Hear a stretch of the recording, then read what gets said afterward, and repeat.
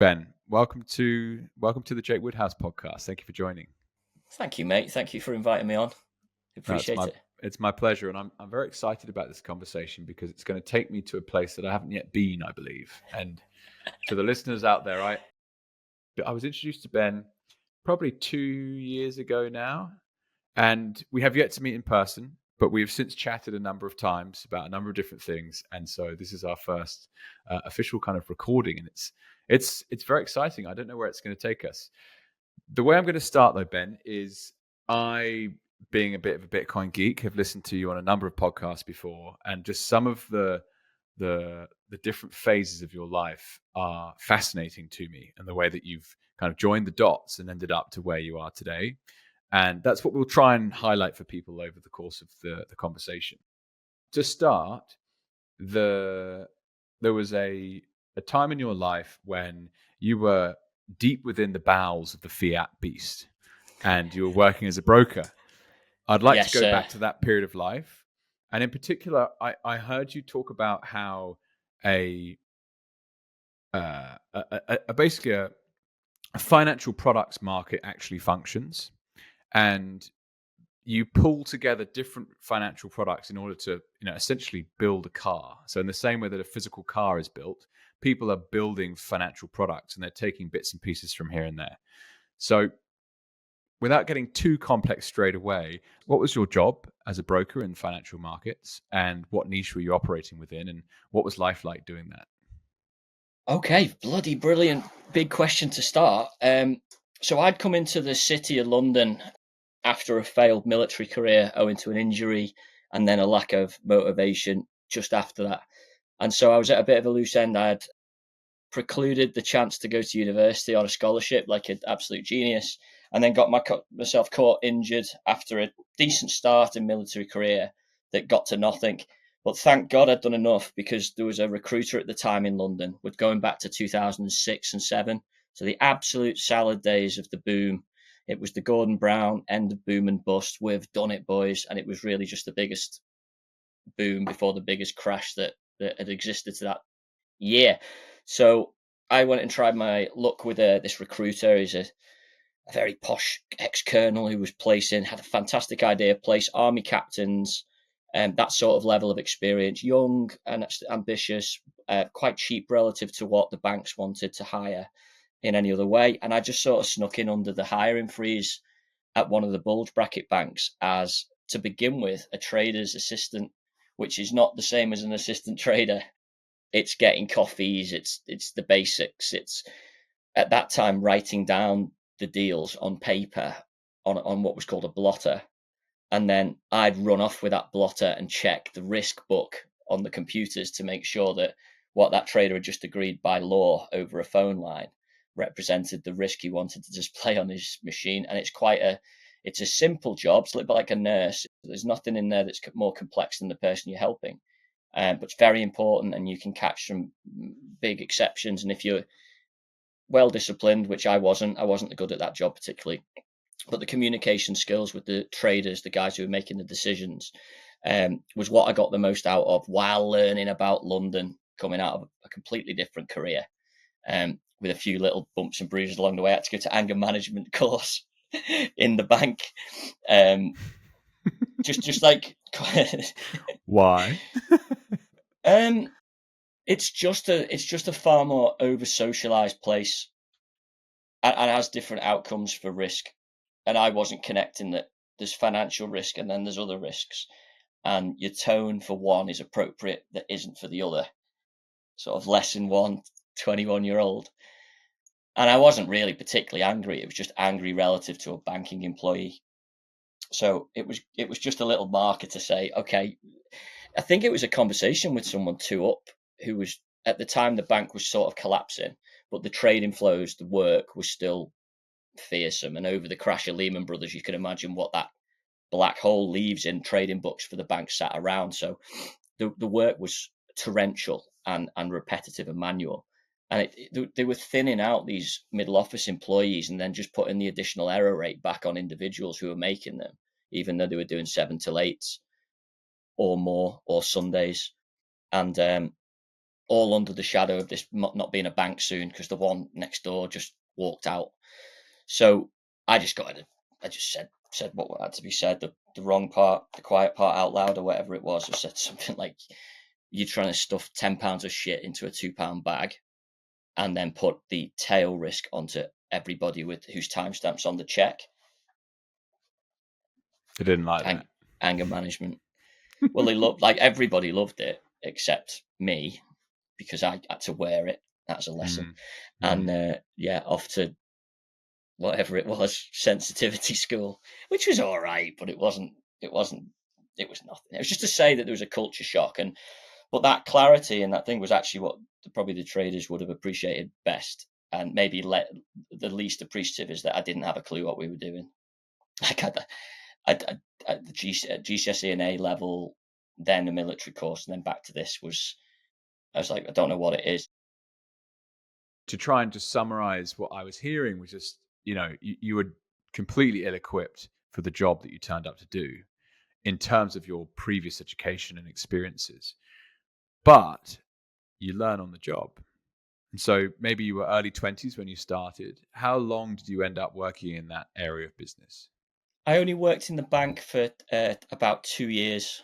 Okay. And then was made redundant in like a 2009 round of my job being partially automated, partially you're not a trader, nor are you going to manage people, but thanks for the help. And at the exact time I was made redundant, the relief, I went out into the park behind the back of Canary Wharf, and it was just relief. It just felt like someone took a headache. It was like a pressure. I thought, oh my God. And in no sense was I free. I absolutely had to make the book that week, that month. I didn't have a lot of savings. I'd done a bit better by then, but nothing. And I felt great. I was going to go into another middle office role that I'd sort of in Covent Garden, a boutique place, maybe a little bit more interesting. Same idea, more interested. And then a broker called a Cockney guy, the Cockney accent. All right, mate, all right. Are you Ben? I was like, yeah, I'm Ben. He went, you went for an interview 6 months ago with another one of my brokers. And I did. I'd met one of the brokers, and he'd done a weird interview where he took me to a pub, got me pissed, and then made me add up the sides. Like, if I had onion rings and chips and put cheese on it and then I had a pint, what would I have out of a 20 and all that? Wow. And it was all good, nice meeting and everything. And then that trader who he was working for was trying to keep me there at the bank without me knowing. But I'd been made redundant, and another trader I'd worked for at the bank contacted his broker at the same shop, and this guy called me up out of the blue and offered me a front office role. And so at the age of 21, 22, every time there was a win, there was a wall of people, experts saying, the RAF won't hire out of college for what you'd applied for. And you can go if you want to get better, to get some more experience, but we won't really be hiring 17-year-olds for platoon commander battle courses. There's a dip, don't bother. So I did that and got a role. And then that didn't work out in the end. But the next time I'm being told this flat, absolutely, we want a job in London, you graduate, mate, obviously, right? That's what everyone tells you. And again, it was 2 technical exams. They just want on time, polite, numerate, literate, good judgment, good integrity. Doesn't matter how clever you are if you can't get the basics right. And that was enough on a CV to explain the career jump, and it was a reasonable story. And then the broken thing was just like being offered front striker in a better team than I was brought in midfield at a Sunday league to just help out.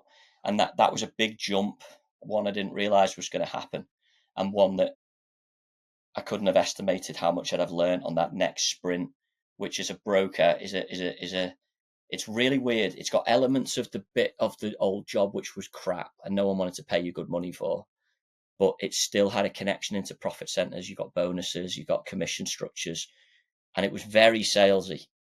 It's very, very salesy, which I didn't like because I'm not particularly personable, particularly.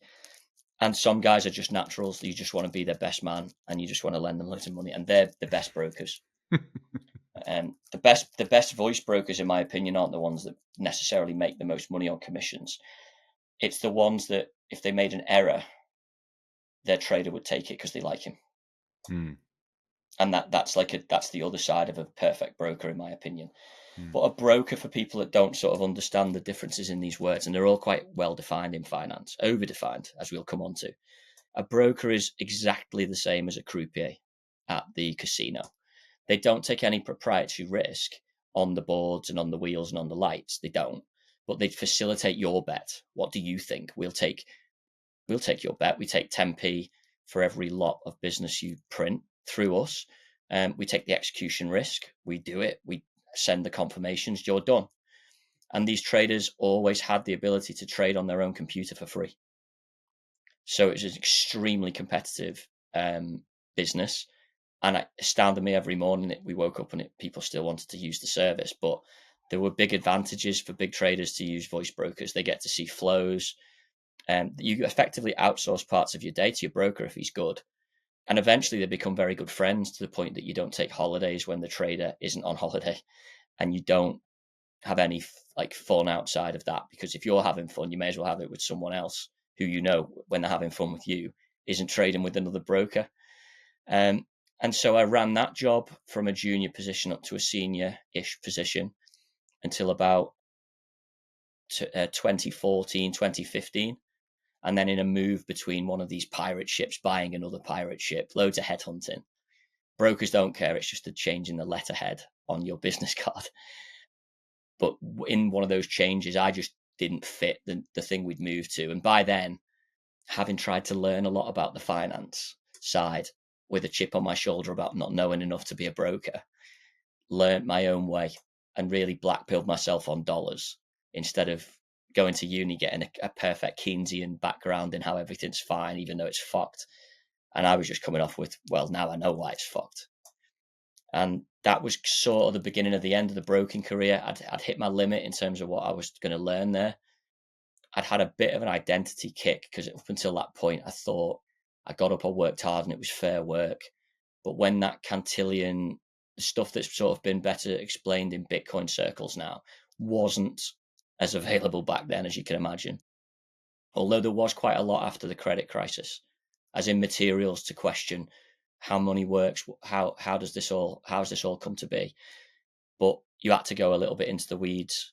And then by then, you're up at 5:30 in the morning, you see, and you're out 2 nights a week at least, and you don't really have a life. So if you're getting up, you've got to really live it and breathe it, or you're going to suffer. And those last few months, I tailed off, my performance dropped. Disappointed, really, with the way I saw it through. But I'm glad I left. And then in my garden leave, I did a coding boot camp around the corner in London, which is like a run-off period where you're still paid, but you're not allowed to do anything with clients and stuff, because they didn't know whether I was going to go to another shop or not. So I had about 6 months paid where I just booked a coding boot camp and started to learn a little bit about the basics of development. And that was the trigger for Bitcoin. So that was the early bit of the career, if you like, after school, was a sojourn in the military that didn't come out well, and then bounced really quite successfully or luckily into London, and then carried a strand through that, basically just accepting more interesting jobs and money, until I got to that point where it was like, well, the money's sorted, but you know, I've got to look myself in the mirror. I've got to say to my kids what I've done for a living.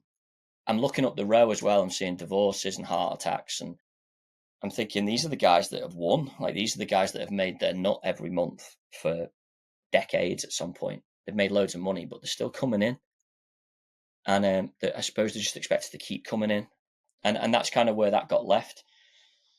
And then I think that was the last time I did any work. As in, like, it was a great, like, I wish it was a movie, because I'd just bought a Harley Davidson, and it was parked in the basement of the place I was leaving. So I did actually, like, leave, shake everybody's hand on the bike that a director would say, that's too much. It was a Harley, it was a blacked out 48, if you're into your bikes. And it's just a rascal. It only goes 50 miles before it needs filling up, but it was perfect for a rip through London at 5 a.m. Nice. every day. And I got out on that bike, and that was the last they heard of me until recently. So yeah, it was a black pill first before an orange pill, and that was that. Well, Ben, I must say, it's not that this is an episode about myself, but I was a shipbroker for in total 7 or 8 years. And you were a shipbroker. I was a shipbroker as well. Yeah, everyone always makes that joke. And it was physical commodities. So the middleman between mining companies moving coal and iron ore, grain, and dry bulk vessels. And so completely different market to what you were working on. But the similarities, when I hear you talking about it, are so like it's so close. And my first job, severely underpaid, shitty job, lasted 9 months. I got told the managing director's daughter's got engaged and the fiance needs a job, you're out. And instead of being like, Bye. oh shit, it's over, and giving up, actually it was like, exactly. well, hang on, what's happening here? And suddenly a competitor of the company I was working for, another broking shop, were like, well, actually, we need someone sitting in Singapore. Do you want to go and be a trainee on a better desk on double the pay? And you're like, yes. Yeah, all right. And then boom, suddenly you're like literally exactly as you mentioned, and you just get into a better team for a better company. But if you didn't get yourself into that first spot in the first place, like as you described, you weren't the assistant trader, you were the assistant to the trader or something. And who'd know? Your own grandmother. This is what's so weird about finance, is that you could do the exact same job. You could be an absolute killer. You come in on it with an Iron Maiden t-shirt on and swing size around, and you can get on the same train as someone who is just finishing the cleaning shift, and everybody outside extended family thinks you do the same job. He works in finance in London. That could mean literally anything. That could mean literally anything, which is part of the problem in the wider picture. But what's interesting is it's also broad in that sense. But then the paradox, the irony is, inside that bubble, you could have so similar a job like me and you did, and never ever brush shoulders. I mean, for the fact we were regionally separate, my point is the broking shop I had a shipping sector, and they were just the other pissheads who came into the other desks at 2 a.m. And that there's a funny story about a shipbroker. Actually, he got Christmas party. He had a couple of sherbets, and it made him dizzy. So he decided, instead of, and I've done it, but instead of risking going home and not coming back to work, he just thought he'd save the commute and went straight back into work. But they'd just put new security in, and there's videos of him bundling over the barriers, crashing into the lift, going up to the top floor, and then falling asleep in a boardroom that wasn't our company's boardroom, that we could all see from the atrium. We could all see his passed out shell, and then 2 people walking in to have a meeting, and then the discovery of him and all that was live in front of the trading floor. It's like there's loads of stories where I wasn't around, because there's loads of older brokers that generation, and they had some insane stories, just stuff that Edgar Allan Poe, weird.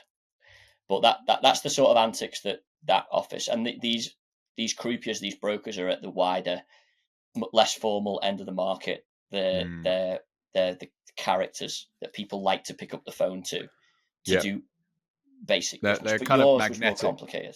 They're magnetic. Yes. Those kind of characters. You just want to hang out for them. You want to be there. You want them to be your boss. Yeah. There's a quote on the wall, actually. This will explain it. This is from a Colonel Paddy Mayne.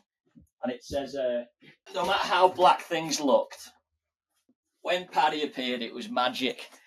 So no matter how black things looked, when Paddy appeared, it was magic. And I think that the people that do best in sales, and remember that your broker is tested with your hardest parts of your career as a trader. You're getting called as a broker when he's used his own toy to do his own trades to the maximum of his capacity, and he's only got 2 arms. And he hits that button, he's like, I've got to get this out, otherwise I'm ruined. That's the guy you pick up. So you do build up a bond of trust. You're a subcontracted trader, is what you are. On a button presses notice, not I'll call him for a quote. It's click, do this, 2 seconds later it's done. And that could be 3 months since you last spoke to somebody, and it's legally binding. So it's serious, which is why all the money's around it. But in its essence, it's ridiculously simple, and boring. I don't know about you. Most of the time, it just felt like you're in a foxhole at the wrong part of the campaign. Quiet, sleepy people. Yeah, I mean, Maybe I different feel in your like, shop. well, I had some friends that worked at places like GFI, and so they were much bigger, more financial style broking shops, and they were doing, FX and all sorts. Whereas the physical shipbroking market is fairly hidden from that, I would say. But the crossovers are very similar, right? You've got men drinking lots of alcohol, making lots of money, and not going home when they should be going home, and divorce, early death, overweight. Yep. I just think, why? And that's an unfair I know on what a they lot say, of my mate. friends that are still in that industry, because They'd say, why they're not? doing well for themselves. They say, why not? But yeah, it's. I can be fat on a road digging a hole, or I can be fat because my cousin used to work on the life floor, and it's all good, isn't it? And it's true. They are very and you lucky, take opportunities when it they is come. a good job. Yeah, you It's a great do, job. but it's to see an opportunity or a problem. Like the problem I had was when I was bringing my concerns as a younger broker to lads that have been doing it for their whole lives. Their incentives were what we're talking. It wasn't the truth of, like, I had major problems trying to understand what I was doing. We had US debt auctions that were released on Tuesday. We were expected to report and know what they were. And then on Thursday, they were being bought back by the Federal Reserve with cash, with printed cash. And I wanted an answer to that, not just so I could explain it to traders without looking like I was faking it.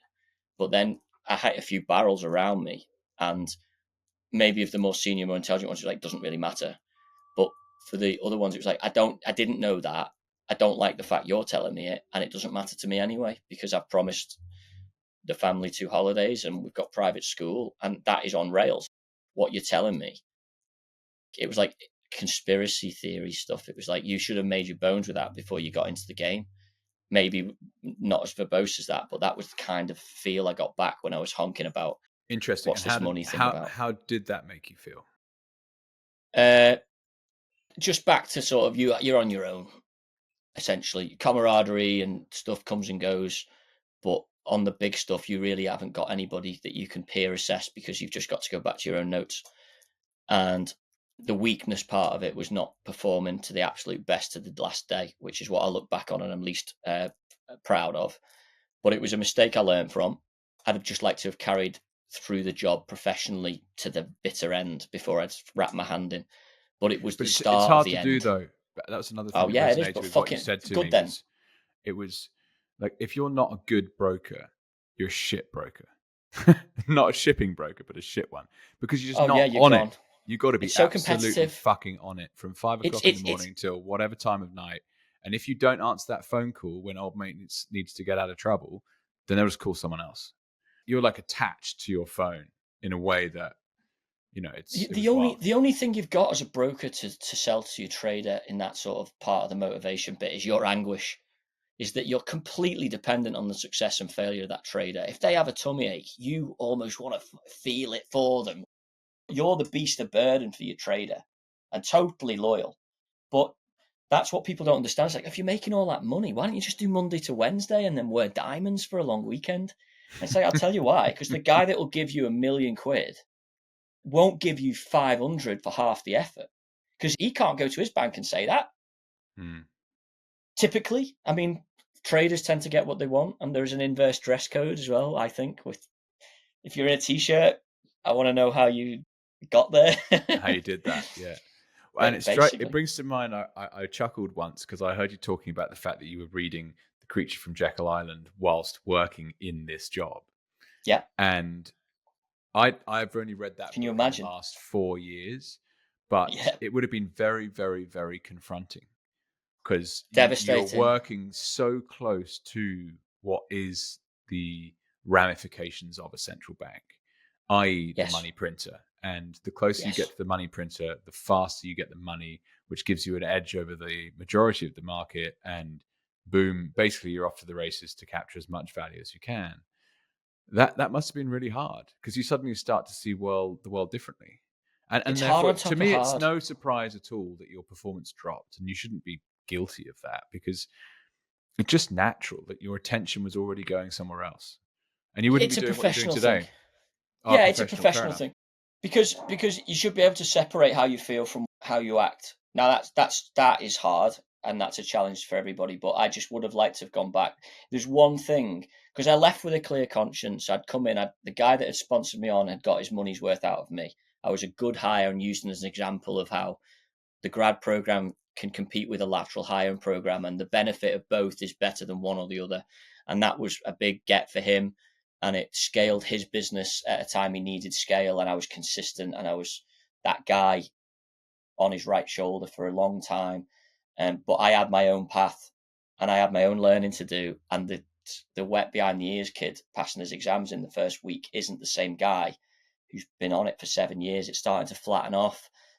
The backfilling of learning that I was trying to do to augment and become what I'd got in the door to do had revealed a sort of due diligence that had conflicted at a lower order, if you like. So how I could perform operationally was affected by the same degree.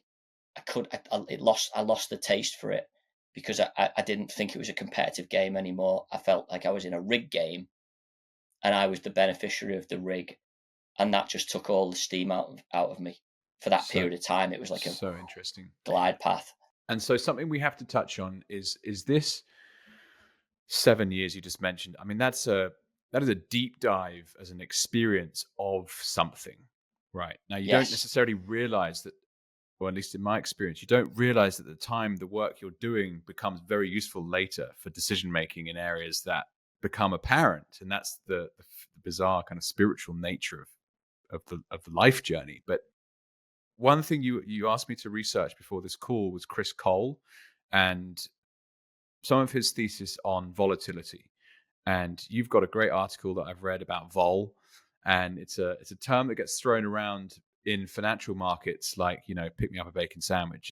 It's that obvious to people that work that closely to the industry, but like, what the fuck's vol?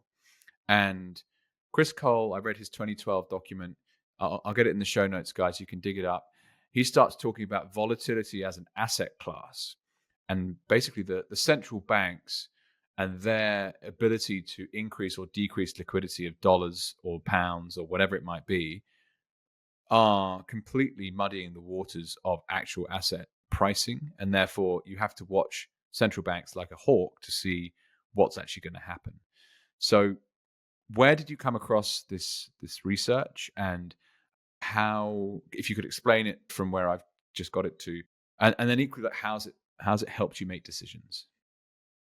It's transformed the way I make decisions, to answer your last question first. But going back, how did I come across Chris Cole? I had a bit of a dark mentor from around 2011. He wasn't a customer, and he wasn't a supplier. And so immediately to compete for time across two people is very odd. But it was a non-meeting ex-Goldman Sachs guy who someone said you should give him a nudge because he sounds like you. That was the gist of it. And I just sent him a Bloomberg message. I don't know where he'd been by then. He'd either made so much money at Goldman's that he'd gone off to France, and I've never seen him since. His name's Richard. And for about a year and a half, he had an IB with me, and it was like a Telegram shit talking one. And he blackpilled me on what I was even doing. He sent me trades and crimes, like high crimes that had happened, and he'd seen it all. He was like the city boy. There was a guy called City Boy years ago in the UK who wrote an article in one of the big papers, and he'd sort of give you the grimy underneath of all of the London stuff. And this guy was like that, but just on the doctrine. He was like, that's all bullshit. This is that. And it struck me as he had the strongest opinions on things that hadn't happened before in the market, but he had a good, and that's what separated him from other people I was around, is that everybody else ultimately borrowed their opinions laterally from the humdrum. And maybe as a broker, that's quite a good thing to be, as an aggregator of the vibe, because a trader, that's useful as an outright opinion. But this guy was more of a trader. He had a trader's mindset, and he started to talk to me, easily instruct me about risk. and he'd drop little terms in, and it was like solving a crime for me. I'd go away and Google bits, read a book, backfill, read an options book, and it was getting me better at my trade ideas, and it was getting me better with traders. They were feeling like they were with a peer, even though they weren't. But I could sell an idea and have good justification for it, and that was pretty much what you needed to have. This guy just tilted the bearing into the. He recommended Creature from Jekyll Island and G. Edward Griffin, and he seemed to have grokked where I was as a younger lad, and so it drifted into silver markets, the Hunt brothers and things. It was just a little quiet part of the day, chit chat with another bloke, and eventually landed on Chris Cole as a result of a link he sent. And I printed them off on a quiet day, and I stayed in all night reading them in the office until they were done. Because when you see original thinking, it doesn't read like anything else. And it actually come off. Shout out to my old boss's boss, Alex, if he ends up listening to this, because one of the best bollockings I ever had was as a broker about thinking from first principles. And some news had come out, and we just whipped the news story out to all the distribution lists, just the FT or whatever the commentary was. And he flipped his lid, which is common, and that's not the part that's remarkable. He bollocked everybody, including me, to who the fuck are you people? Like, you get all this money, and all you're going to do is be a bot that repeats. So every trader we've now got on this distribution has just had 5 of the same fucking link, and with no comment and no interpretation of it, with no flows. And I thought, whoa, yeah, like, I did exactly that, and you're absolutely right. And then from that point on, I knew about this my whole life. I'd always got out of scrapes by thinking for myself, but that one was a little bit later on a professional setting. I should have caught it, and it woke me up. And perhaps in the wake of that, in months after that, I was like, right, well, I'm gonna have my own opinion first. I'm not gonna write, and I'm not gonna read what he thinks or they've traded until I've read it. And even if that ends up being wrong and I adapt it later, I get mine out in my head first. And maybe Chris Cole was one of them first things I picked up after that lesson. Thank God. And his principle, it's very originally written. I think it intimidates people. I recommend it to anybody who shows interest in how I make my decisions. And it's just a lot to pick up, isn't it? To pick through. And it's written in financial arcane language. Because he's a hedge fund guy, his opinions have to be interpreted by other investors. So he writes to investors as a trader. But I don't think there's anything in those documents, those research papers, you can't take out of that and apply the governing principle of risk and volatility to your entire life, not just to a trading portfolio. And once that clicked, that was it. Then decisions got really, really easy to make when you put when you consider them as volatility first as an asset class, and then later for everything else. It's a head fuck, actually. And so what I like about that, Ben, is the theme is where we take inspiration from is fascinating. And these small things that happen to us, you're like, that fits in over here. And if that fits in over here, then that means that's actually a really good idea. And what was previously a shit idea suddenly makes a lot more sense. It's essentially, we over time, I believe, get more sophisticated. And that experience compounds. And so it's suddenly like, well, that makes sense. But you have to make all these mistakes first for the last bit to actually fit in. But here's what will cook your noodle, though, is that you come out of uni, you're told in school what you're going to be, what you're good at. And then you do the exams that are focused on what you were good at. And then you go to uni, and then you've got the single subject that was your best one. And then you go into the career that pays for that skill. And you might go your whole life without knowing that isn't a subject. It's a subject matter, but the rules to learn your nth subject are the same. And remember, the learning curve at the broken level was only after a previous career. So I'd already had a whole suite of words, and the military's famous for its yes, you'd learned one language already. Yeah, right. So when I got to the trading side, my attitude was, well, I know one operating system, and I just need to translate which bits of which part into this, because the principle's the same.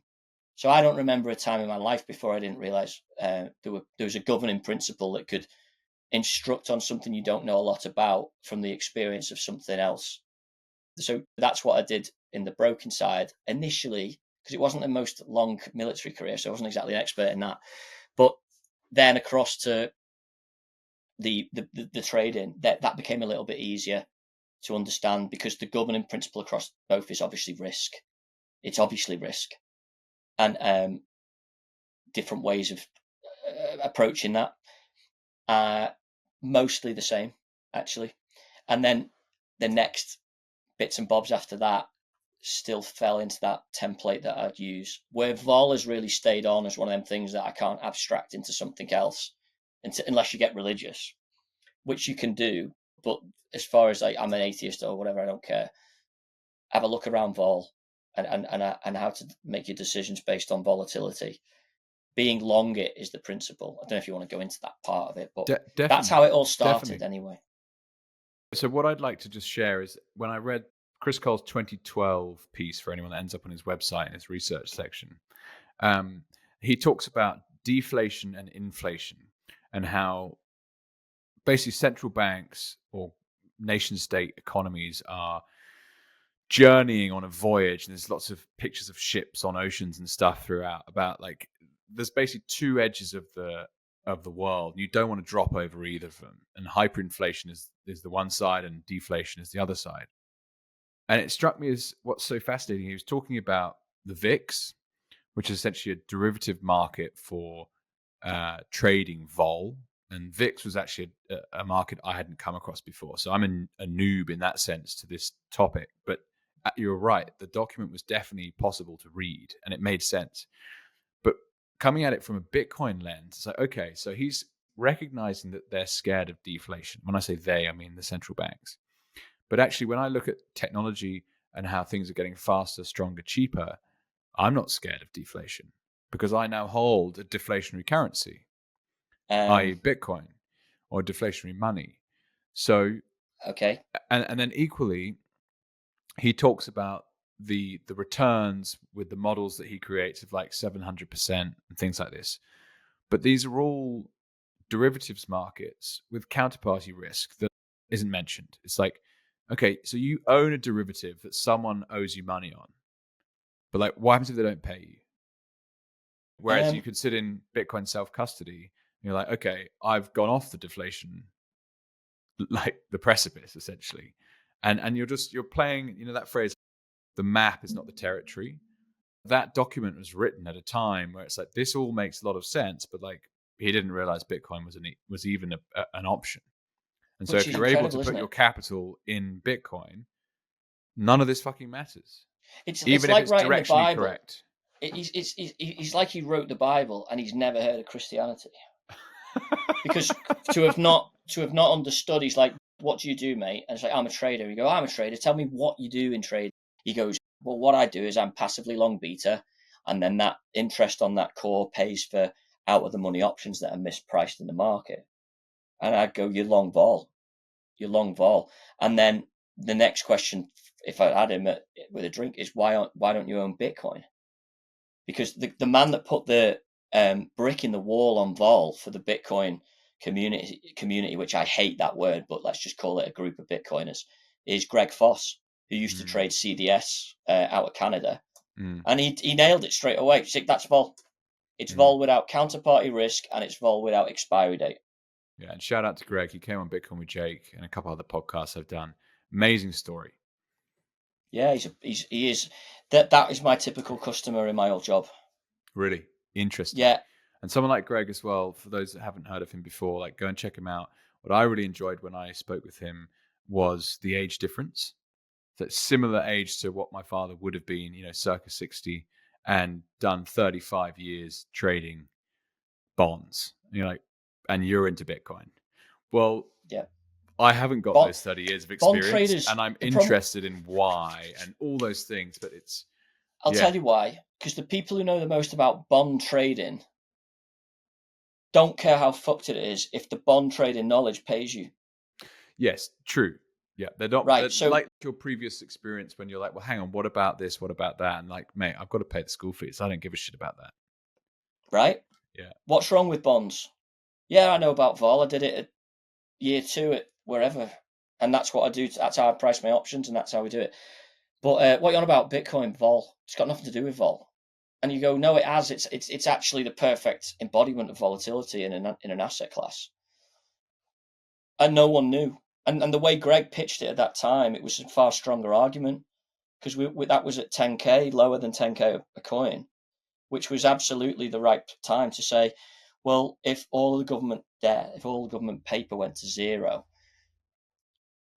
what the fuck is the point of a credit default swap? Because who are you going to claim the loss of your government bonds to if it's the government that's gone tits? And they would trade those instruments with all that counterparty risk, and they had expiry, and they were specific to country, and they were specific to maturity. If you wanted to expose yourself to governments not doing well and not managing their debt properly without Bitcoin, you have to pay a carry. You have to pay a premium like your car insurance. It ends like your car insurance, and it's specific to your car like your car insurance and you. But Bitcoin is like any car anywhere in the world crashing, is because that's what's happening with capital death. They're going, we're being diluted in everything else we can make, so we're going to jump into this. That would have otherwise gone into treasuries, you see. So he nailed it.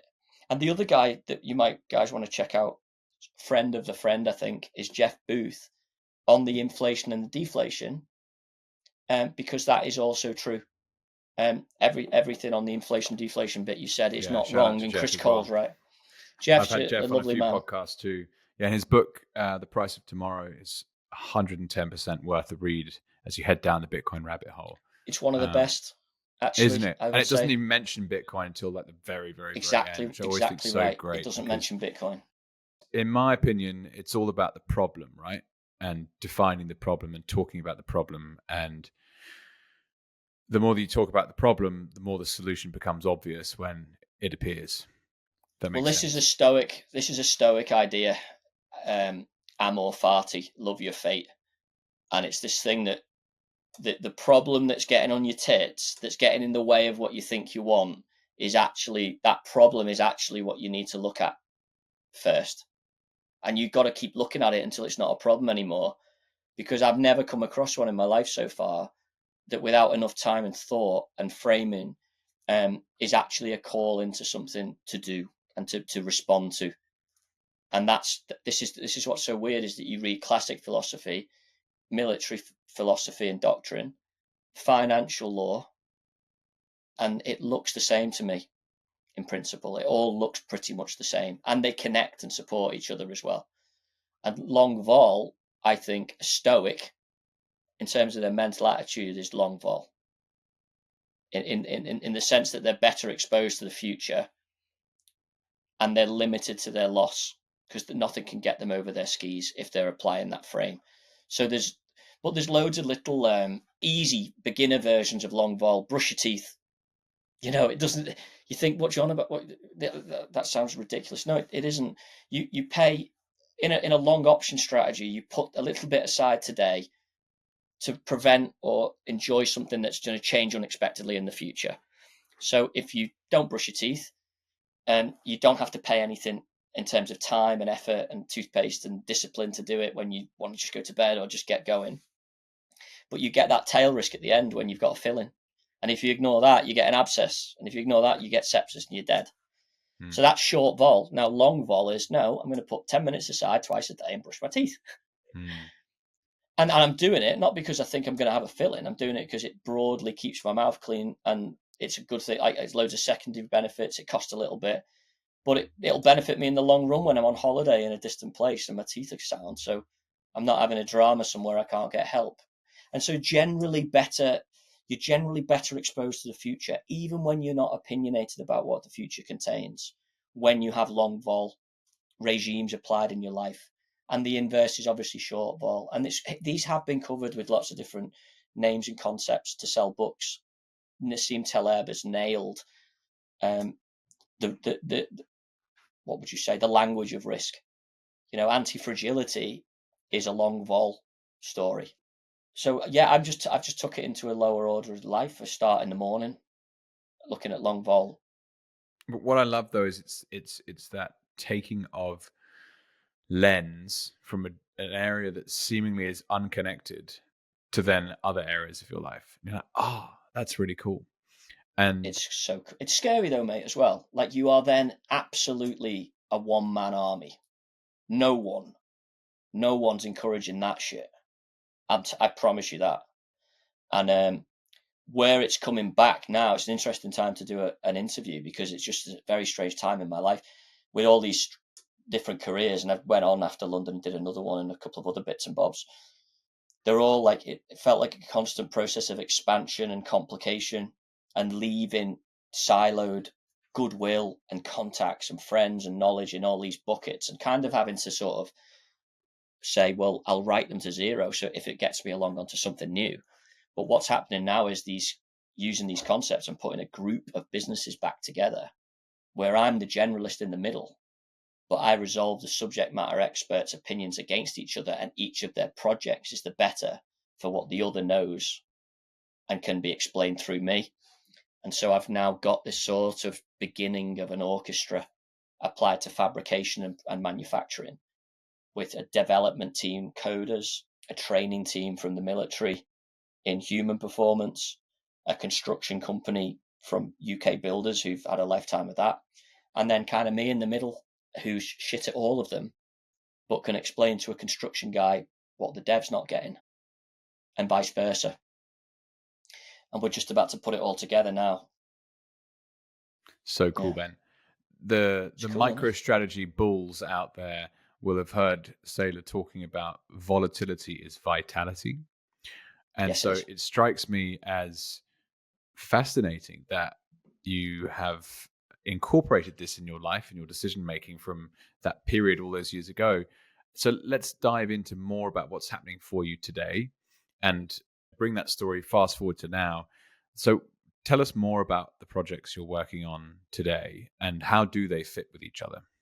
Well, having left London, so I'd resigned around the time they were ready for sacking me, and then I had that garden leaving period with the coding stuff, and I'd picked up Bitcoin, and I like Bitcoin from the point I read the white paper after really? A bit of confidence. Straight away, yes. You're like, boom. It's happened twice. That I'll tell you, the other time was with MicroStrategy, but yes, that's another thing. If you can think from first principles, you can move quicker. Yes. You see, there's a good scene in a movie called The Margin. It's just you, yes. Right? You keep saying it's just you. Well, if it's just you, then okay, then this makes sense. No one to explain it to. And if you've got the confidence in yourself, you don't need to check it with your mum. She doesn't know anyway. She just wants you to be happy. There's no one to check with. The person you look in the mirror at night is the person you need to check with. That's who you make your decisions to. That's who your identity's loyal to, and fuck everybody else, because they're wrong all the time. So you're the fool if you're following someone who you know. You're the one that has to live with the decision. So and you do have to live with it. I'm telling you. If you're 20 odd and you're listening to this podcast, every fuck up and everything that you're doing, is wrong, will come back and get you. And it's not to scare you. It's to say, I've had a bit of both, and I know what I'd rather do. I'd rather make less money and make fewer mistakes than vice versa. But rant over it. It was always to say that the London stuff might have tailed off, and then at the time that I'd picked up Bitcoin as a positive subject that I could see and review, it didn't take much after that to connect the dots. And then, because, like you said, you're your own ship, then it took minutes to start accumulating Bitcoin. At the time, I was selling a house in London because I'd just done with London. And instead of going and doing helicopter training, which I'd said that I'd wanted to do, it got expensive. It became a big opportunity cost of Bitcoin at that point. So I went and learned to do scuba diving in Southeast Asia, which is cheap as chips, mentally stimulating, and kind of a holiday. And I stayed there for 2 years. The scuba diving type of gap year, but for a bit of an older bloke. And I come back to the UK and bought a woodland, blindly, really. And then that became the grit in the oyster to build the next thing that I wanted to do out of a disastrous purchase.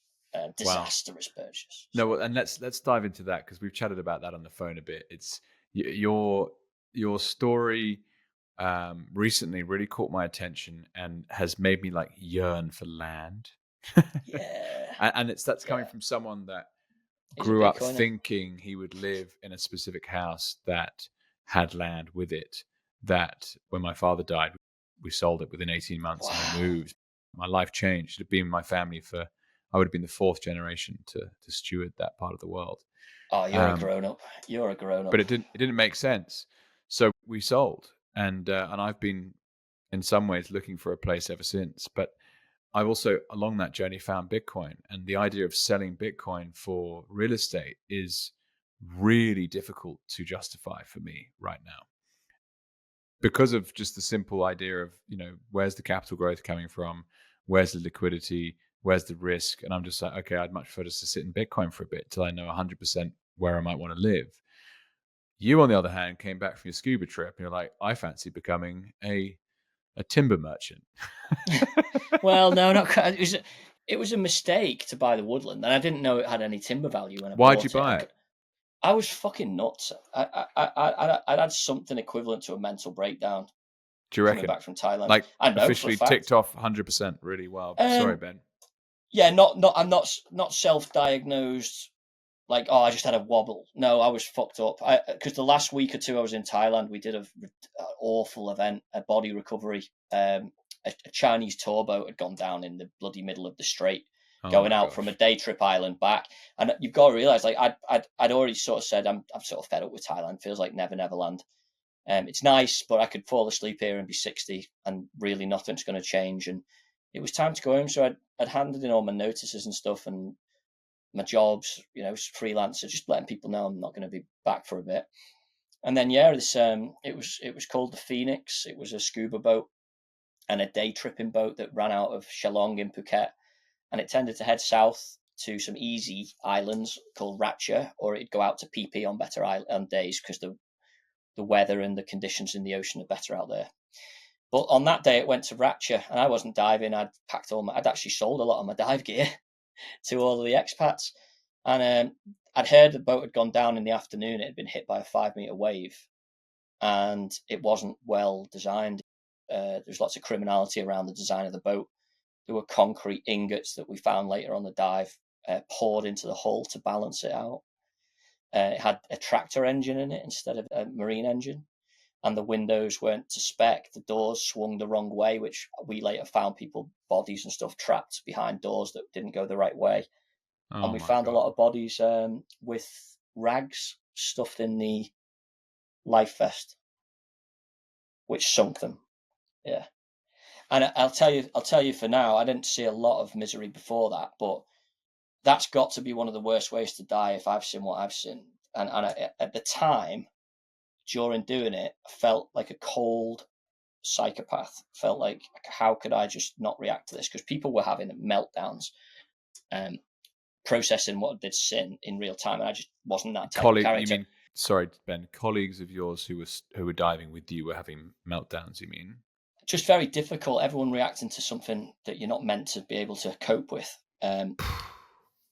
It was just they were doing worse on the day or in the evenings. It was a 2-day event, and I was fine in that sense. But by the time I'd got home, so I'd kept the same flight. That was literally the last photograph in my eyes was that boat and all of that. I then just got home, and the irony is, in diving, you get really injured if you're under a lot of pressure for a period of time. Then you come up too quickly. That's the biggest risk in diving, apart from drowning. And fuck if it wasn't the same thing mentally, because that wasn't a crucible I was set up or trained to do. And I know very smart lads, ex-army fella who was down there, who actively passed on the volunteering role because he knew what it would unfold, and he protected himself. And in my naivety, I was drawn to it and helped in some small part towards the recovery of the bodies. And there's no threat to life either by then. But there were families on the bloody coast, mate. Like, where's my wife and kid? It's like, well, we're going to go and get them, innit? So, yeah, it was hard on. And everybody that was on the roster was recovered. And then there was a roster problem. And they dived, a load of divers in the most dangerous wreck you could invent, looking for a body that didn't exist because the operators had just fudged the manifests that we were using to find people, man. So it was like there was lots of stuff in that was just outrageous. Lots of anger left over from it. But really, the point is, well, how the fuck do you buy a woodland in the UK? Well, what you do is go out to Thailand and do that. And then when you come back, the only thing you want to stand in is not a house or even a big house. It's just the cheapest land in the UK is shit forestry. So I just bought a ruck of that, thinking it was like a cartoon asset, and was told very soon after buying it, in a very fast transaction, never bought land that fast, that it needed felling, and it was like an active forestry contractor's land, and you shouldn't buy it unless you know what you're doing, and that no one's going to price the felling of these trees because they're on a 45-degree angle, and you're fucked. You should try and sell it at a loss now, because you're not going to get to the back of this woodland. Even the professionals on the ring won't quote.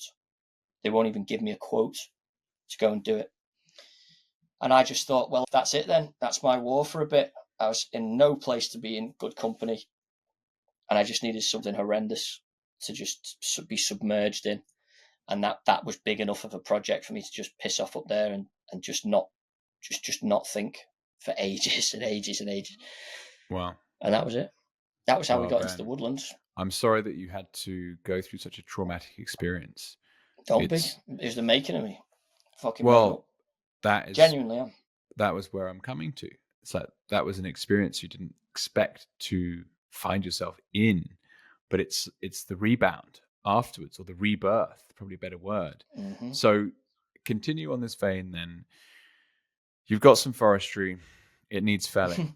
What does that mean? Needs felling. What does that actually mean? And well, that was what I was starting to ask myself. I didn't understand. It was like, well, what do you mean? The trees are already planted. So what do you mean? Like, it needs active management? They're huge. They should be there for years. They look like something that's been there since Edward I. They're like, no, these got planted after the war. These are fast-growing conifers. They go up, and they don't stop going up until the wind blows them over. And your soils are too thin. The root plates are very small. And the conifers aren't really individual trees. They're more of a system that is a block. And when one or two start to fall, the wind gets into those pockets, knocks the others over. And just like a phalanx that breaks on a battlefield, a bit of military crossover, that weakness is then in the trees. And then the problem is that if trees go down in a wind blow, it's like taking a load of toothpicks out of a box and throwing them on the floor. They're all on top of each other, but they all weigh 8 to 10 tons. So it's incredibly dangerous, to the point that I probably would just prefer to be bankrupt than hire blokes to pick through a flattened forest on a hill. And so there's a time element to getting these things felled in logical order, and then a lot of equipment to convey that amount of weight. And then me starting from zero on forestry of land management. I only had a little bit of construction stuff before I joined the military, and just learning it from scratch. Everything: tire pressures, hydraulic lines, PTOs, regulations, rules of the road. Wow.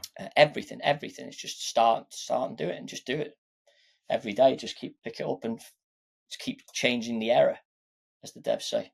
And so, Ben, one thing I wanted to mention as well from that Chris Cole piece was he talks about hyperinflation, the Weimar Republic, and actually how difficult it can be to spot the reflexivity between the amount of dollars or fiat that is printed and the speed with which asset prices actually shift. And how there were bankers in 1921 in Germany that were essentially funding German industrialists that ended up essentially paying zero for real assets. Now, the way that this story's come about, I don't imagine that you were thinking of Chris Cole and hyperinflation and real assets buying woodland, however long ago it was, 5 years ago that you did that.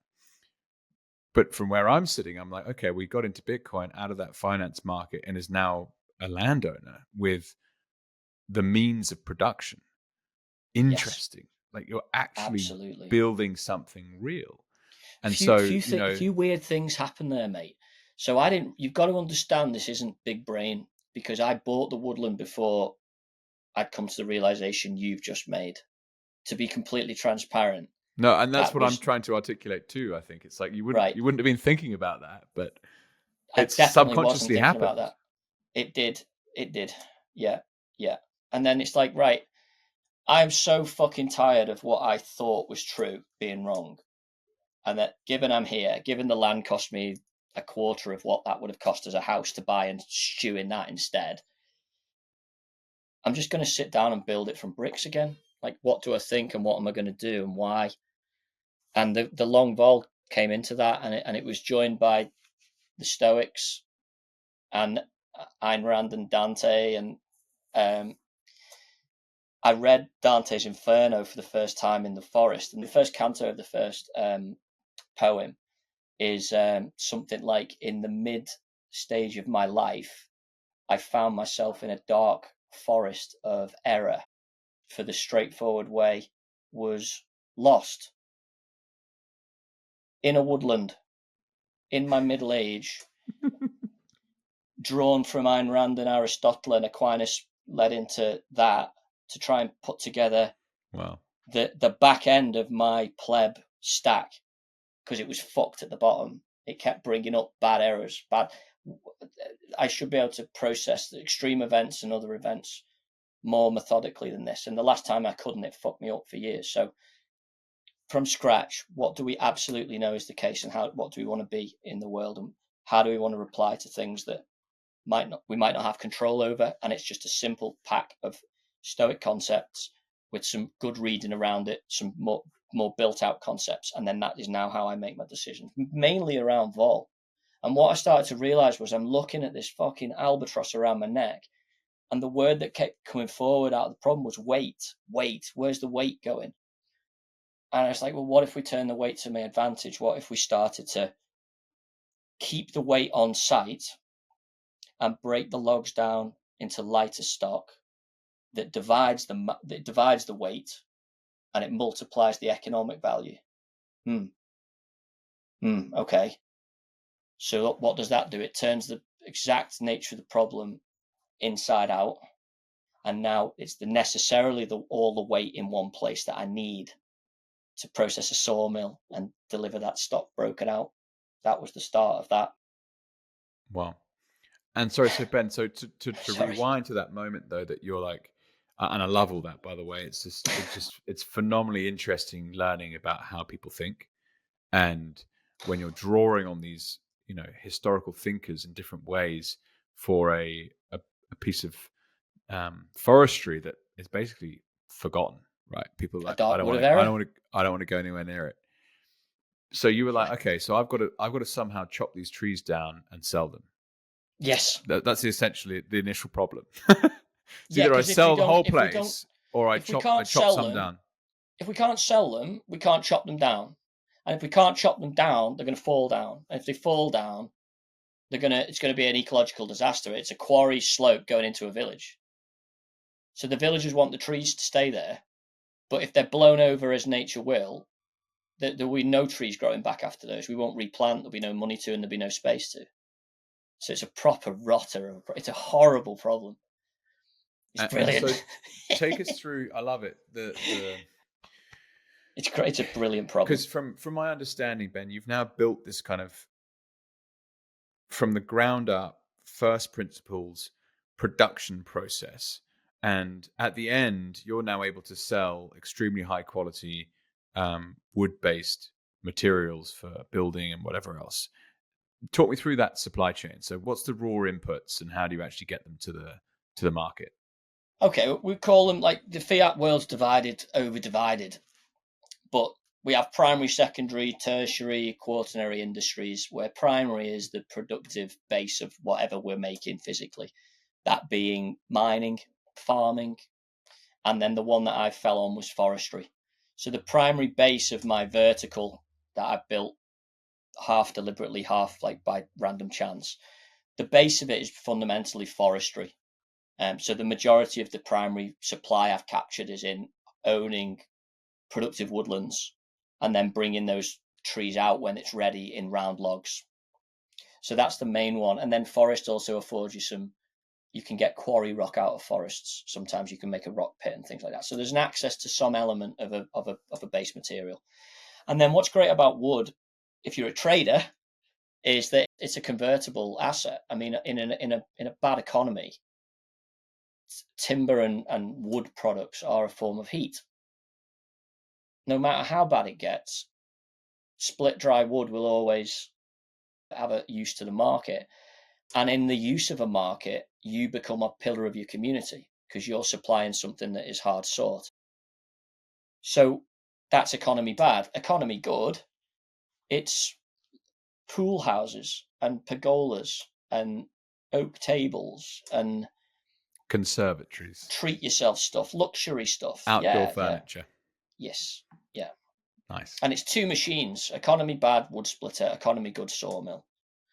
And then I just kept going. And so you set up a limited business. You were the only shareholder. Did you take on any investment or anything? No, I've no investment. No. So there's no debt of any kind. There's no promises made. I don't even like doing pre-announcements. Like we're going to be there at that point. I don't even like that. So there's absolutely no debt. The way it's structured is a bit. It's one for another time, but it's on the subject matter. No need to mention experts. anything publicly that you don't want to say. No, it's just. I'm just intrigued about how you actually do it. So okay, you got a limited company. Did you finance that company with Bitcoin on the balance sheet, or did you sell some Bitcoin, or did you just generate revenues as a business, and therefore you just constantly built yourself? But like, how do you buy a fucking chainsaw? Well, I'll tell you how it went down. So I had a bit of money for the woodland in savings that had never been in Bitcoin and never would have been, but that's what bought the original woodland. But that bought me my problem. Remember, that didn't buy me. It didn't finance the way out. You know what I mean? that I bought a hole. I didn't buy the rope to throw back out the hole when I was done. So, in terms of finance, Bitcoin's price carrying along hasn't necessarily benefited me directly because I've not had to use one to fund the other particularly. But what it does is, if you've got a big gunpowder chest, theoretically, and you're doing something risky, it gives you the confidence to do it without worrying about it. In the same way that your climbing form up a wall might improve by the knowledge. Well, you've got the harness on, so your performance goes up because your confidence is up, because your fear is down, and you've lost all of the limitations of capacity when you're scared. So if you've got savings, you've got an alternative, it actually improves the likelihood of the first one being right, because you're not throwing a ball with a bad heart. You've got an idea that's all right. I've got 5 more shots if I need them. Bang, first one down. You can keep going. Yeah, you can keep going, and so that's a principle of military tactics. You don't ever attack anything that's not at least a quarter of the size. Sorry, no more than a quarter of the size of the force you attack with. You never hit anything that's not a quarter the size of you or smaller in a military context, all being equal. So it goes in finance, right? You always take risk from a fuck you base. That's important to know. You don't just take a flyer with your whole lot. You do it from a base of safety, and you hit. You shared that great clip from The Gambler with me not too long ago. Magnificent. Fuck you, money. It's perfect. And it does encapsulate it so well. And I hadn't thought about this. You're framing it well. That when you take Bitcoin onto your balance sheet, in some ways you are a financier yourself, right? As an individual node, right? You've got a sovereign treasury. I mean, that's that. If you take that literally, it's not glib, right? Yes. You that's your fucking war chest, mate. Like in your mind. Like, I know we all pay taxes. We all live under these various tax farms, and we render unto Caesar. And I agree that if someone's protecting my nation, they should get something. But ultimately, that's mine. And the bigger that chest gets, the bigger I'll have to get. But not just that, it's the more risk you can take. The more risk you can take, but take it with the confidence and in the context of your ability, which for Bitcoiners, I think the risk is that your money's growing more than you are. I'll just put everything inside. We know it's 200%, so I'll just hide in the bus stop. But the problem is, you 5x your bag, and you've 1/5 your character. How do you know after that what to do next? You've not had any adventures. You've not got any contact with reality worth mentioning.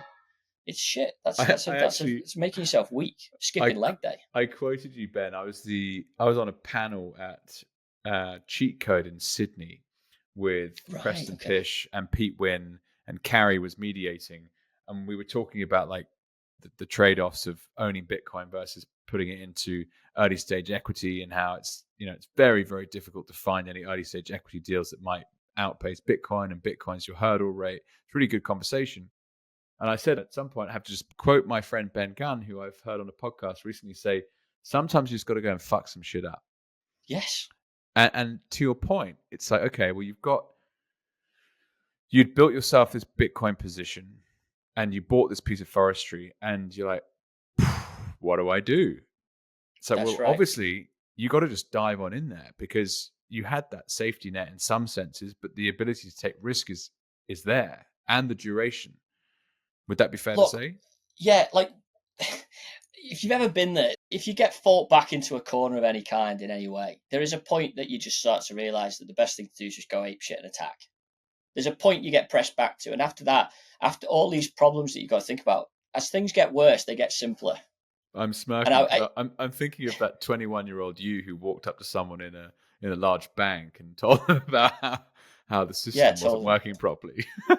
But it was worse because it was in something that I'd heard someone say in a funny context in some O group in the fucking forests of God knows where. £10 of shit in a £2 bag. I was chuckling for 2 days after that, covered in mud, and then I just threw it in like a hand grenade into it, and it was sort of like an all hands meeting, so it was deeply subordinate. It looked like the autist had stolen the microphone and ran into the closet. And the total lack of self-awareness to not know that was, I had the naivety to think that would be well received because it was lighthearted and it was profound. Yeah, and they just used it as a chance to, he's an angry person, right? Bad timing. But anyway, but you learn, right? You learn. And so, okay, I'm really intrigued. How did you build what you're building today? So let's go back to that. It's odd because things have happened in the wrong order for them to make the best sense. It's odd, but what I would say is that fighting away at the forest was the decision made first before Bitcoin moved in any significant way. It had been moving since I'd owned it, but it wasn't nothing. So I didn't really know what was going to go on. I just had decided to just start here and fight. And then that's what's strange is that the grace, all of the Murphy's Law, the bad luck, this most recent period has been the opposite. It's been grace. It's been good favor, fair winds, consolidation of things I'd written off. But right at the start, and how to make this work in financial terms, the Bitcoin stuff and the confidence and the money to make bigger and bigger decisions built very much from that first decision to just engage and aggress onto the problem as a decision. And then what happens is the first problem you think is all the problems, but you crack the first one and it opens up a branch of 4 more problems. Yeah, all the other And ones. yes. And that process was what the money was catching up to. And it was a mix of things on forestry, a little bit of better access, a little bit of cover, a couple of customers that want to take timber was enough of a MVP or whatever to say, right, well, I'll just keep cracking on. I've done enough now to justify getting permission for a road, and I can afford one out of the money we're making up to now. It's not mega money, but it's funding itself. So game on, we'll just keep doing it. And I'm distracted. It's hard. And it just built. We got a sawmill in, and that marked the wood up. That made us into a better, more broad business. And then on the land, there was a point when it became obvious that I'd need a second or a third or fourth piece of land to give it a longer vertical. It's hard to mount all of your business operations from your primary supply base. And so I had to have a location in the secondary sawmilling, more industrial sort of style of land.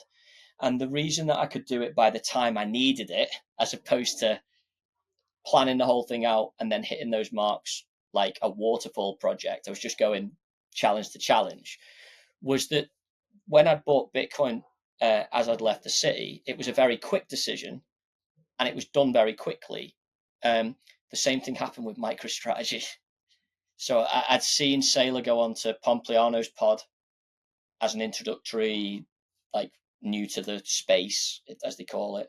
And then he went on Raoul Pal at the time with Real Vision when it was better, when it had Grant Williams as a contributor. And after those two, I just flipped all of the pension money I'd accumulated of the UK jobs I'd done. The Army one wasn't that good.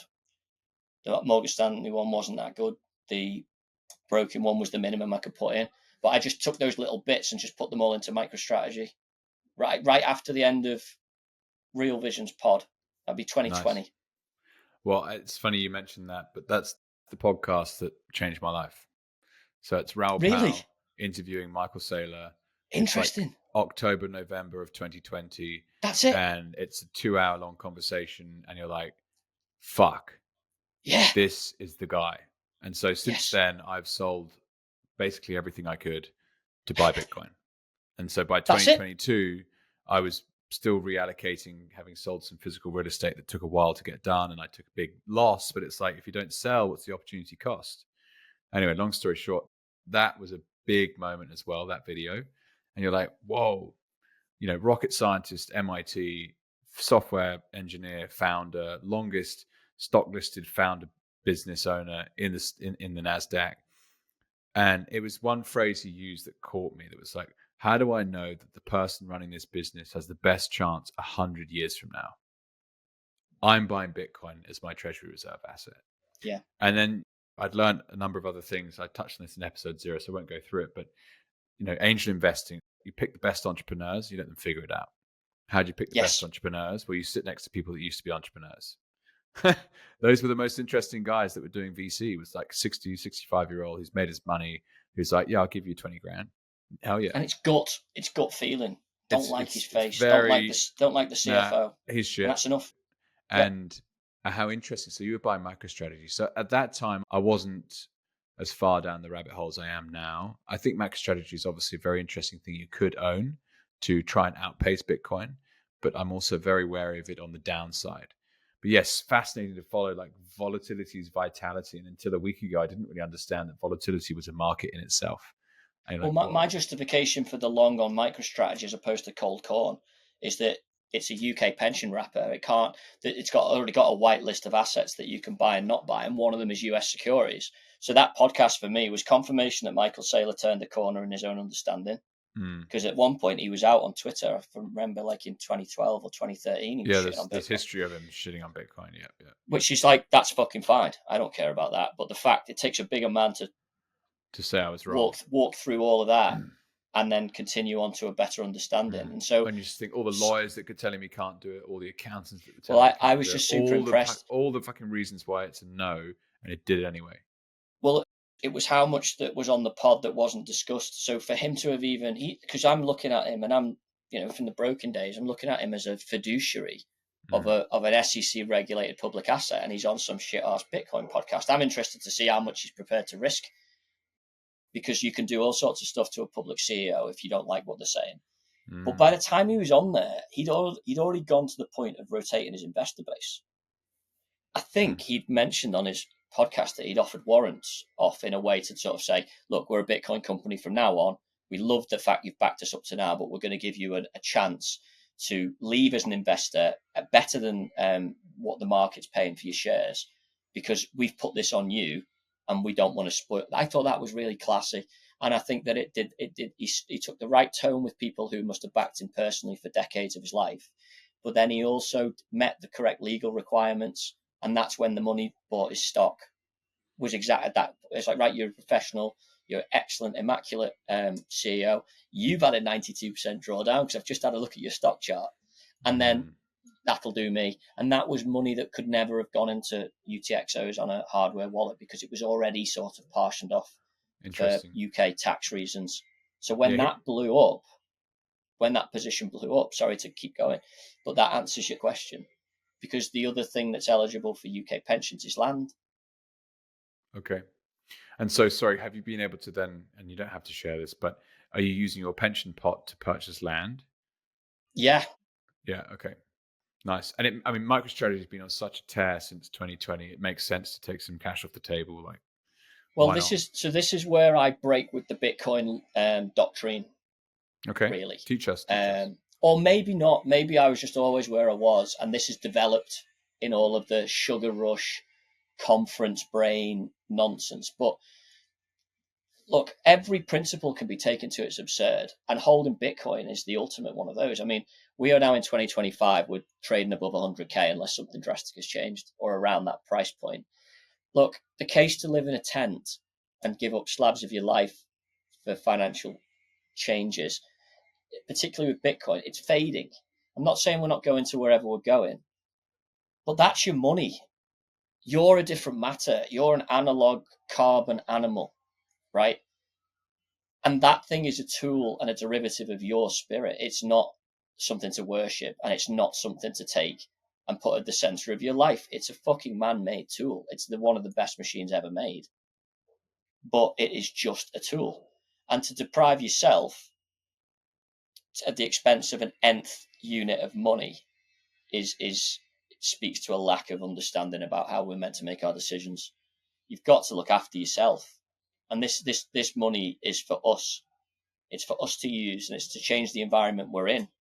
And the problem is that it's not enough to push all your money onto a ledger or whatever the fuck else. I wouldn't recommend that one, by the way. But push your money into some grid where no one can steal it theoretically, and then just proceed through the world very vulnerably. Borrowing your shelter, borrowing your food sources, your heat, your source of meaning, seems to be the most ridiculous inversion of a good idea that I've ever heard in my life. And I don't like it. I don't like this idea of perpetually saving Bitcoin and giving it away to kids. I think that that's your excess. And to whatever degree you give your kids excess, you better damn well make sure that they're well educated enough in how you made it for them to not ruin their own lives with it, which you see more often than not. And the question for the kids would be, well, if my dad said he's going to, I'm buying this for my grandkids, are we just perpetually passing this coin on forever? And it just doesn't, the question is obviously, why pass it down? And to answer my own question, the reason so you can fucking use it to do some damage in the real world.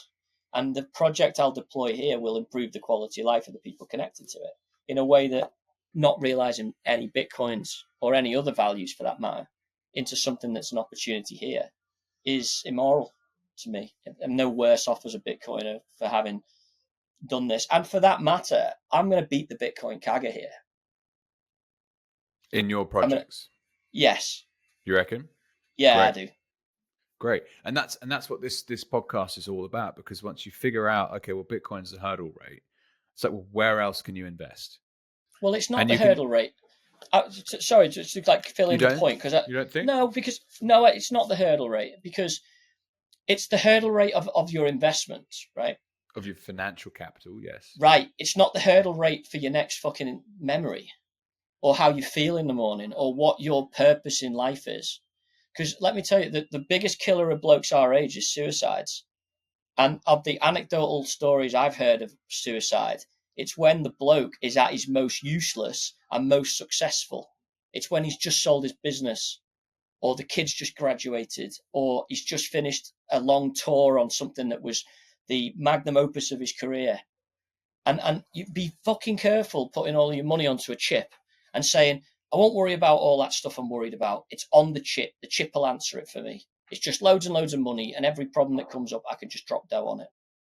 That is a recipe for disaster. That. Well, and so Ben, I like thinking about capital through three major buckets: financial capital, humanistic capital, and intellectual capital. And the humanistic captures relationships, essentially. Whether it's like romantic relationships, like with the wife, or with your family, or equally like social relationships, like you and I becoming friends. It's the strength of your network. It's the strength of stored social capital that you have because you have given and given and given to those around you. That's right. And the final part being intellectual is then your skill set. So it's like, okay, you suddenly had a forestry, you had a plot of trees, and you're like, shit, what in the hell do I do? Well, you have made a massive investment with probably largely your time, but also with the help of your own humanistic capital and financial, to develop new skills. And you can do that, right? And I feel very strongly that it's the balance between these three buckets needs to be correct. Otherwise, you find people who have invested all their time and energy into financial capital, and then they go and kill themselves. This is Austrian economics. That's what's so great about all these arguments. It's not Ben. This isn't Ben. This is just Ben who just read the first page of Hazlitt. It's this thing like the biggest fallacy in economics that you'll see. It's his first warning on the page of his own book. Is something along the lines of, and I'm paraphrasing horrendously because I've not read it in 10 years, but it's something like, all crimes in economics are someone focusing on too narrow a scene and not capturing the higher order effects of what they think, or not going far enough into the future. Anything perceived as an economic good that isn't is normally on premises chopped up and framed using those two errors. And I think Bitcoiners are at the risk of doing the same thing. Everything that's out there about how good Bitcoin is an investment is true. But that is enough for the devil to get in and flip that whole thing into a result you do not want. And I've seen that over and over. But until now, I've been quiet and I've moaned at the people who are making the best effort in the visible space, not me. And my identity's been about disagreeing with them. And that's the bit I've addressed the last few years, or at least in the last 6 months, 12 years, is to actually have an iteration of something that can be compared and criticized, because that's the right thing to do as well. And so let's continue with that, Ben. So you've built the business by picking up other pieces of land, and are you just doing forestry now? Or No. I believe you're going to branch off into other areas. And so you're talking much more about being a positive, proactive part of a community, which is very different. Very different. Very different. It is all about fear, and it's all about fuck you. We can save a lot of bucks if we just do it like that. So in the morning, I wake up, my bootloader reminds me where I live or where I'm waking up. And then I just go and get into a structured journal, the first 5 things on my mind, or whatever it is. It could be throughout the day, but I basically get that shit that's on my mind. Now that is the start of all the decisions on projects, because you can't wake up and think about stuff you've already won. You only wake up and think about stuff that's looming into the distance or is something that you've left too long. And that's usually your subconscious is telling you exactly where you need to be on the day and in the week and in the month and in your life. So I always rely on that first. So that's the fear thing. That's like, love your fate. Focus on what you can control and influence, and accept everything else. But, listen to your fear, listen to that nagging doubt, because normally it's saying something more practicable than you give it credit for. So that's the start of everything I do from now on. And then the fuck you bit is, you need a bit of fuck you Bitcoin to have a crack at a forest. The forest produces fuck you firewood that gives you the confidence to speculate on a mill. The wood products give you a fuck you to build your own house or your own properties or your own roads. And the machinery you have to buy for some melt into other jobs and that can be adapted. And so you're always building from a center of total confidence, which is why the group's called Citadel. And you're making raids into denied areas that weren't available to you, but not with your whole army, just with enough to get enough information to come back and make another plan and build your picture. And so every bit we've proceeded on has been down a vertical, as you'd call it in MBA school, where you start on a primary industry. And capturing verticals is not new. It tends to be when businesses are successful. A supermarket might buy a farm, or that's not uncommon. Even in forestry businesses buy sawmill and blade sharpening businesses when it makes sense, usually in an economic decline. But I'm not doing it as an adaptation to the environment particularly. I'm doing it because it allows me to say fuck you more over time in terms of the risks that I'm prepared to take. So in a given week on a group project like we've got, the firewood will pay the costs. The week's rotation of firewood and the resulting money pays for the entire week's payroll. And so the remaining days in the week can be set to speculative projects like the CNC mill that we're going to be producing, and some of the elements of the amenity parts of, because this land I'm going to use as a training, outdoor training provider for Bitcoiners, not exclusively, but that type of person, and produce very difficult to replicate training packages for people who realize that their money is bigger than their character. They've promoted themselves to a level of incompetence and they just don't know what to do with their new time or their wealth. And it's as big a problem as having none. And at the moment they realize that, I want to be able to provide a surface they can physically visit for as little as a coffee and a look around, but build up into an expedition or a business of their own, and do it from the warm nest that I've made in the middle of the UK, while seeing it being done wrong in Bitcoin, in my opinion. And so I suppose it's my turn to fuck up. It strikes me that you're helping to build a place for people to invest in their humanistic and intellectual capital. And there's a phrase called a Meshtadel, which was developed by a little gang of plebs in the Bitcoin space in the sort of wake of the lightning torch, that kind of gaggle. And it's this idea of interconnected citadels that are competitive on one thing themselves but can share with others. And it's the realization that that's not illegal. When you crack the tin on a jar or something you didn't think you'd get open, you very quickly get towards, well, who can I be generous with? Who do I want to shine this on, and who would I sooner not if they've not helped me or they've undermined my efforts? And the first people I want to give it back to are the Bitcoiners, because it's their podcast that kept me sane while I was splitting wood for about 3 or 4 years, to say nothing of the personal relationships that kept me going, and I've kept them going where I can. They're the people I want to do business with. And so that's what the group will set up initially to serve, will be because I don't have to open to the public, because I don't need that flow of revenue, because my firewood pays for everything, the first business and the fifth, then I've got such a low cost base for the things that I want that I can be more opinionated and optimized around who we market to, who we hire in or work with. And there's tons and tons of Bitcoiners going to the meetups, doing pay-as-you-earn work out to the fiat world, who could just as easily come and do it here and get way more out of it, or just as easily visit. It strikes me as well, this whole idea of like quality over quantity. And if there is a safe space to run almost like retreats. Yes, that's what we're doing. That are very, very high quality, and you do them quarterly or something. So it's not, all year round. And that'd be a lot of fun. Cool. This is the pre-announcement risk, right? But yes, and it won't be gashed off. It won't have risk pockets in the places that a fucking customer, another Bitcoiner speaking to another Bitcoiner, would expect to hand off in a product like I've seen for years and years.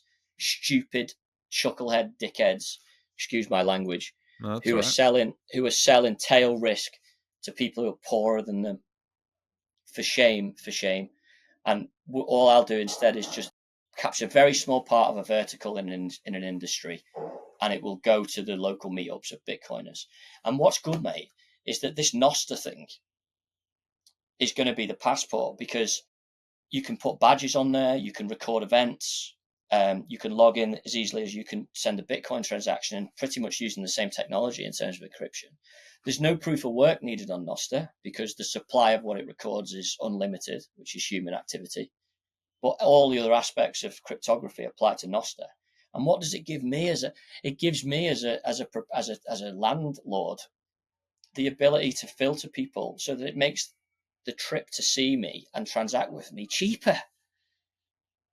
Because you're not a nutter, you're not a psycho, and you're not going to give me a 1-star Google review, because we've gone back 5 years and there's a record for everybody to see, abstractly or in the detail, depending on whether you're privacy or not, to say you've delivered on something, or you've not fucked anybody over, there's no grievances, and you're in good standing, and you're welcome then. Because all my tail risk gone.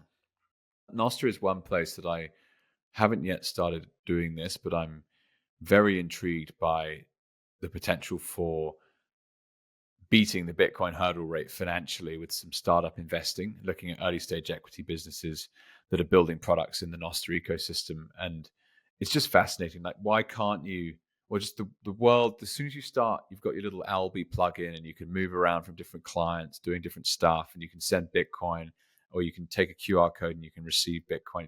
It's so fluid. It's like, I don't have to use a password manager. I've got one npub, nsec, boom, you're everywhere. And your bio goes with you. And the idea of like a portable social graph, like your digital ID, that you control all the data, user-centric, uncensorable, it's fucking massive. And it's usable right now. Usable right now. We use to it your right point, now. I'm very public. So, you'll be able to find my name, and, you head to YouTube, you'll find me. But some people aren't like that. But they can still have a social graph with an anonymous profile on Nostr that has a bunch of connections with people that immediately will hop on and be like, they're real. You can tell. This is what I'm saying.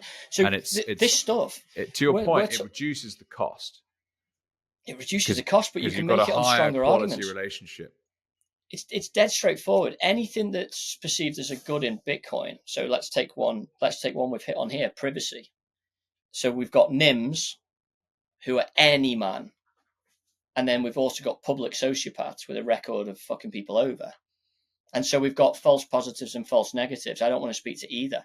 I don't want to speak to the NIM because although I can't identify them as being negative, I can't positively identify them as someone I necessarily can trust either.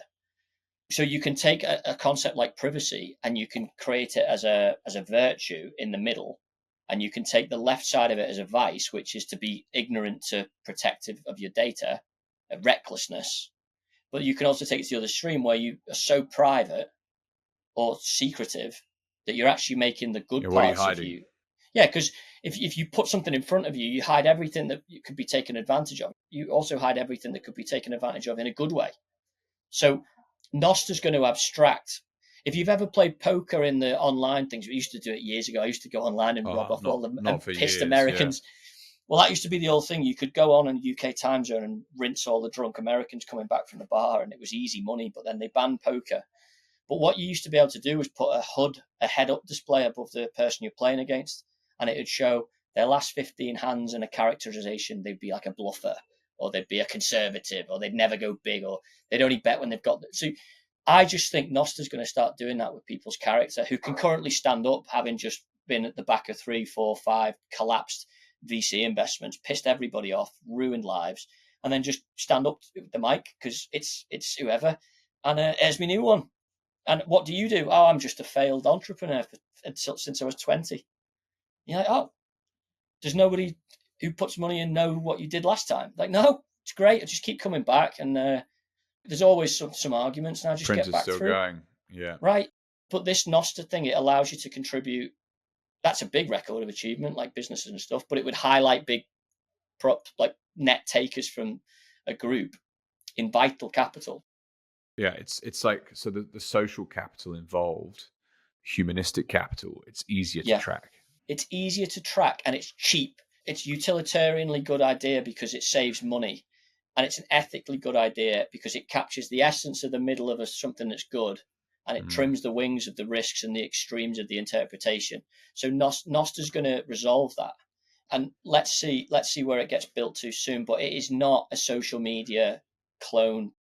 It's an HTTPS rebuild where you can ship value under it economically with Bitcoin natively, but you can also carry badges, records of achievement, accolades, and manage the access to them, work in guilds, work in groups.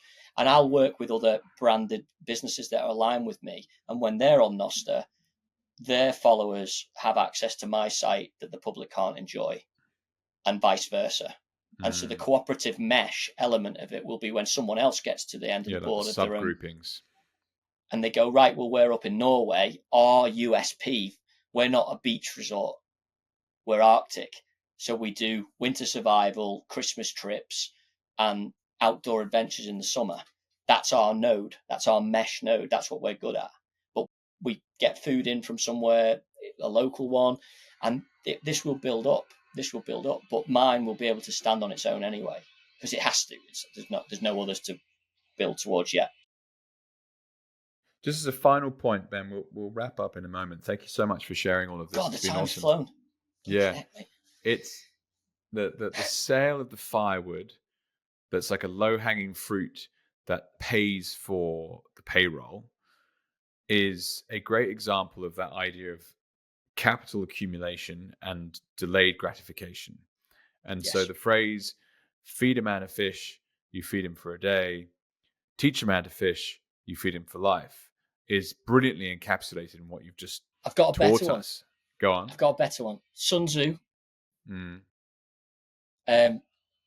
Well known, I suppose you know, like Chinese general. Yeah. Opportunities are multiplied as they're seized. And that is a comment about options upside. He's describing something in trading called gamma, and he's doing it before they knew what gamma meant in math. Opportunities are multipliers. They see is when you capture the first hill, you're predisposed to capture 3 more. And the only thing that's lagging is your supply chain. And that's why I worry about Bitcoiners who financially have captured an entire region of denied area and they don't have the supply chain to exploit it. Yeah, they haven't got the back end. Yes, it's interesting, isn't it? Yeah, it is. Well, it is, and it's coming, mate. We'll have to leave that for a follow-up episode, Ben, at some point. Thank you. I hope you invite me back because I've enjoyed it. I will, absolutely. It's thank you, mate. One of the main reasons I'm starting this is to speak to people like yourself. Appreciate it.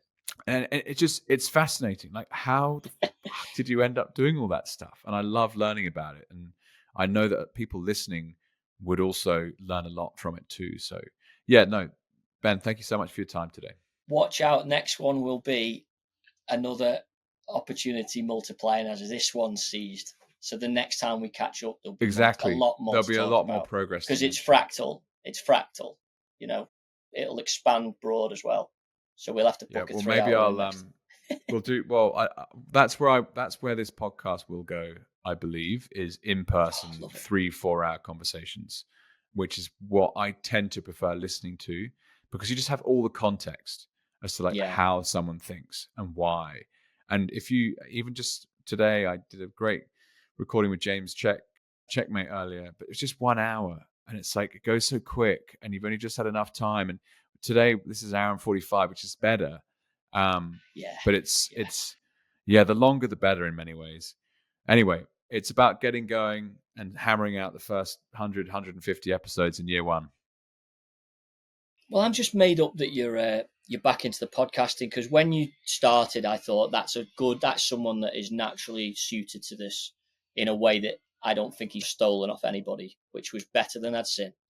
And thank you. I was disappointed personally when you went into other things, but at least you stayed on the same track, and I could understand the decision. I'm just happy for myself now that you're back on the wires because you've got that you've got a way of bringing out people in the way the others don't. Sometimes the guests they'll go on a bit of a donkey derby, all the different shows, and it's the same. And I think you're one of them where if someone did that and then you interviewed them, I'd still pick that one out just for what tilt it goes in. So that's kind. That's what I'd say, mate. Well, best of luck with it.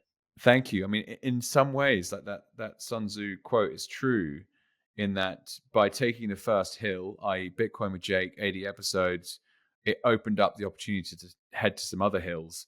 But I didn't have my supply chain. And I ended up in situations where I didn't control what I was doing, or people were using me for things that I was very good at, but I didn't get enough exchange value. You name it, right? There's lots of things that come up and you're like, shit, I didn't have my fucking supply chain. And so that's what this is about. It's getting back to basics. It's me. I'm fully accountable. If it goes tits up, that's on me. And that's it. Fucking right. And let's fuck. And that's what it's, that you're a bloke, that you're a man. That's what it's meant to be. If anyone didn't get the memo, like, you're a bloke. No one cares. Mate, everyone's got the memo because Trumpy's been up and told everyone that it's now only male or females are allowed. So hopefully everyone's got it. well, don't we need a fucking orange? Don't we need a what's it in Washington to tell us whether we're men or women again? No. Yeah, fuck that. But anyway, don't get me all revved up with finishing up. But we'll start that on the next. Check back in, mate. I enjoyed that a lot. Thank you, Ben, very much. Thank you. All right, mate.